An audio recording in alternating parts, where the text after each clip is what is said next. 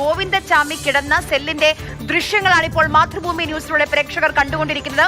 ആ സെല്ലിന്റെ കമ്പിയൊക്കെ നോക്കൂ, ദ്രവിച്ച നിലയിലാണ്. ഗോവിന്ദച്ചാമിയുടെ മൊഴി അനുസരിച്ച് ഓരോ ദിവസവും ഉപ്പ് ശേഖരിച്ച് ആ കമ്പിക്ക് മുകളിലിട്ട് ആ അഴിയൊക്കെ ദ്രവിപ്പിക്കുകയായിരുന്നു. ആക്സോ ബ്ലേഡ് ഉപയോഗിച്ച് എത്രയോ മാസങ്ങൾ നീണ്ട പ്രയത്നമായിരുന്നു.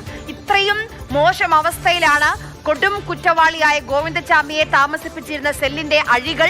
ആ ജയിലഴികൾ ഒന്ന് സൂക്ഷിച്ചു നോക്കിക്കഴിഞ്ഞാൽ താഴെ നിന്ന് 4 അഴികളിലും അത് മുറിക്കുന്നതിന് വേണ്ടിയുള്ള ശ്രമം നടത്തിയിട്ടുണ്ട് എന്ന് വ്യക്തമാകും. അതിന് ഈ ചുമരിന്റെ ഭാഗത്തോട് ചേർന്ന സ്ഥലങ്ങളിലെല്ലാം തന്നെ നൂലുകൾ കൊണ്ട് കെട്ടിയിരിക്കുന്നത് കാണാം. 5 സ്ഥലങ്ങളിലായിട്ട് ഈ ജയിലിന്റെ അഴികൾ ബ്രേക്ക് ആയിട്ട് കാണുന്നുണ്ട്.